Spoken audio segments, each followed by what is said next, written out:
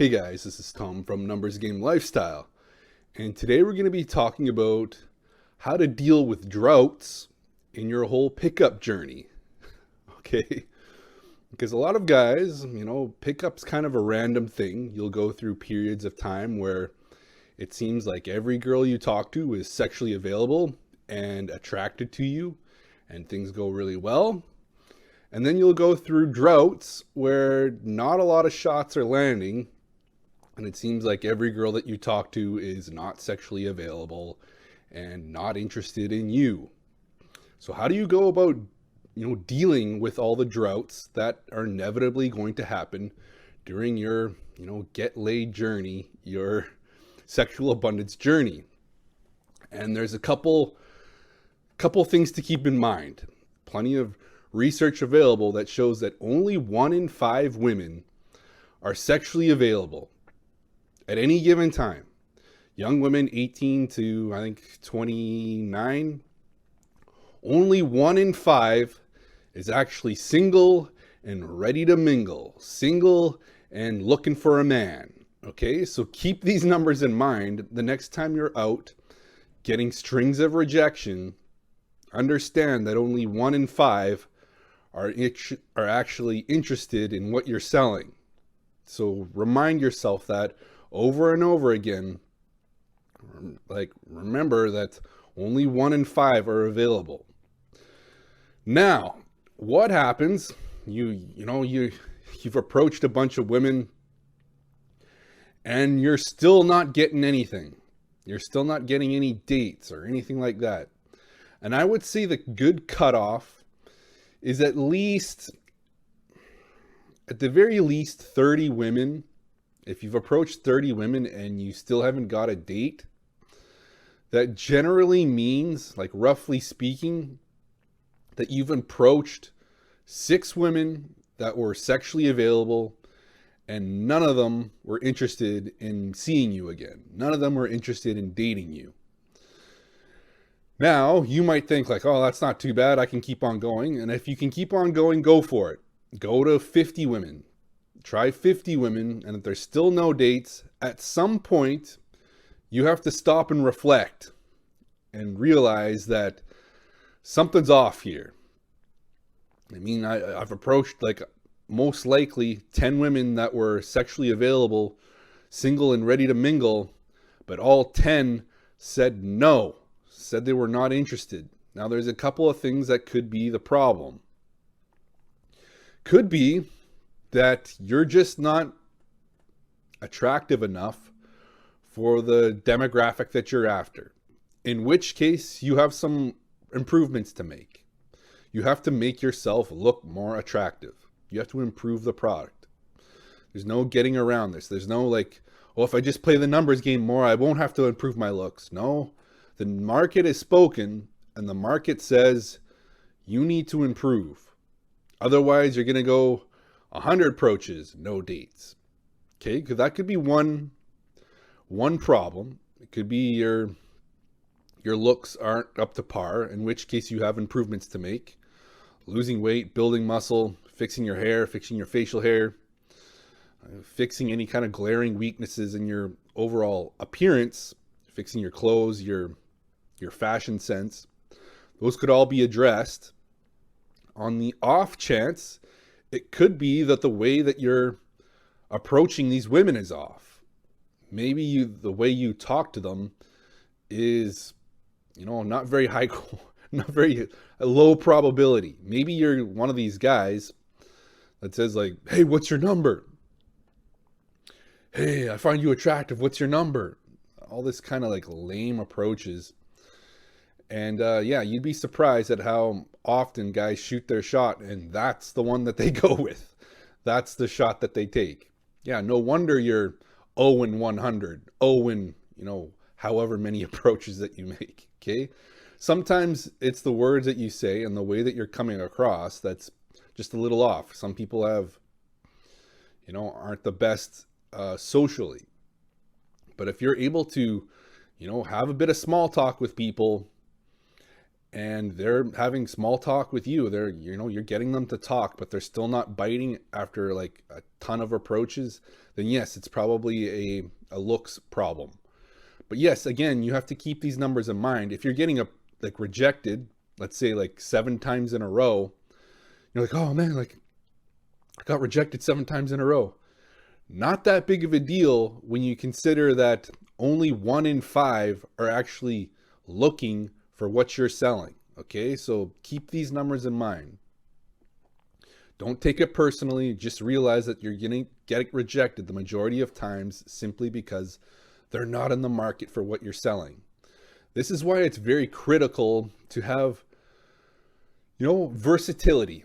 If not a lot of stuff is happening in your day game journey, you can go to online and put up your profile, provided that it's good and the pictures are good and you've spent time to make it the best it could possibly be. Then immediately you'll start getting traction, and you're willing to spend a little money too on the dating apps. Then you immediately have some traction and some dates lined up fairly quickly. And this just makes it so, like, if you're having problems online, yeah, you can just switch it off and go and approach in person, day game, cold approach. And if you're not, you're getting burnt out with all the rejection that you're getting from cold approach, you can just be like, yeah, time to fire up the old dating app and invest a little money and see what happens on that front. And most often you'll see a gradual, like, if one's not working, you've got the versatility to try another avenue.